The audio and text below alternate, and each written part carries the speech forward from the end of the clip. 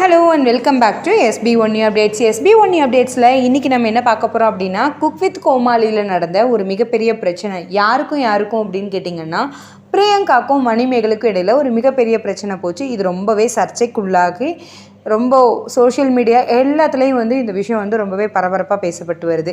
இந்த பிரச்சனைக்கு என்ன காரணம், என்ன நடந்தது அப்படிங்கிறத பற்றி விரிவான தொகுப்பு தான் இந்த தொகுப்பு. SB1 அப்டேட்ஸில் ஏன் இந்த பிரச்சனையை நான் இப்போ உள்ளே கொண்டு வந்திருக்கேன், இந்த ஆடியோவை நான் எதுக்கு இங்கே போஸ்ட் பண்ணுறேன் அப்படின்னா, அதற்கான காரணம் இந்த வீடியோவோட முடிவில் நான் சொல்கிறேன். அதற்கு முன்னாடி இந்த பிரச்சனை என்ன அப்படிங்கிறத பார்த்துடலாம். கோமாளியாக மட்டுமே நம்ம மணிமேகலையை பார்த்துக்கிட்டு வந்த இடத்துல புதுசாக இந்த சீசனில் என்ன பண்ணியிருந்தாங்க அப்படின்னா, மணிமேகலை இவங்களை குக் வித் கோமாளியில் ஆங்கரிங்காக எடுத்துக்கிட்டாங்க. இந்த நிகழ்ச்சியில் மணிமேகலையை ஆங்கரிங் பண்ண விடாமல் பிரியங்கா இடையூறாக இருந்ததாகவும், நிறைய இடங்களில் மணிமேகலையை டாமினேட் பண்ணதாகவும், பிரியங்கா பல முறை தன்னோட சீனியர்ஸ் அவங்கக்கிட்டலாம் இன்ஃபார்ம் பண்ணியும் அவங்க எந்த ஸ்டெப்பும் எடுக்கல. அவங்களும் டைரெக்டாகவோ இன்டைரக்டாகவோ சொல்லி பார்த்தும் பிரியங்கா தொடர்ந்து தன்னை டாமினேட் பண்ணிகிட்டே இருந்தாங்க. தன்னோட பணியை செய்ய விடாமல் இது பண்ணிகிட்டே இருந்தாங்க. ஸோ அதனால் எனக்கு இந்த இது வேண்டாம் அப்படின்னு சொல்லிட்டு அவங்க என்ன பண்ணிட்டாங்க அப்படின்னா, குக் வித் கோமாளியிலேருந்து அவங்க வெளியே வந்துட்டாங்க.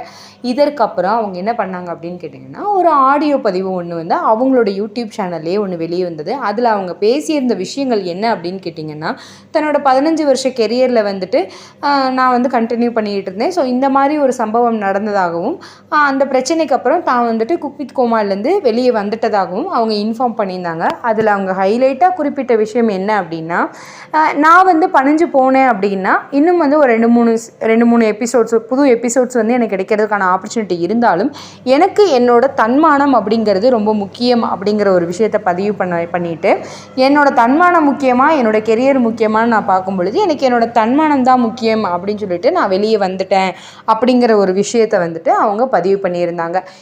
அதற்கப்புறமா இது ரிலேட்டடாக நிறைய ஆடியோஸும் இப்போ என்ன ஆயிருக்கு அப்படின்னா லீக் ஆகிட்டுருக்கு. அண்டு இந்த விஷயத்தை பற்றி உங்களோட கருத்து என்ன அப்படிங்கிறத கீழே இருக்கக்கூடிய கமெண்ட் செக்ஷனில் போஸ்ட் பண்ணுங்கள்.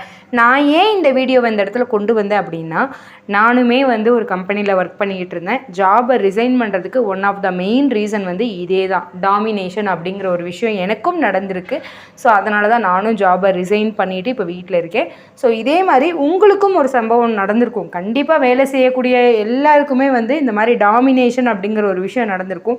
அதை நீங்கள் எப்படி ஹேண்டில் பண்ணீங்க அப்படிங்கிறத கீழே இருக்கக்கூடிய கமெண்ட் செக்ஷனில் போட்டிங்க அப்படின்னா, இதை பார்க்குற ஆடியன்ஸுக்கும் சரி எனக்கும் சரி ரொம்பவே சப்போர்ட்டிவாக இருக்கும். ஸோ மறக்காமல் கமெண்ட் பண்ணுங்கள்.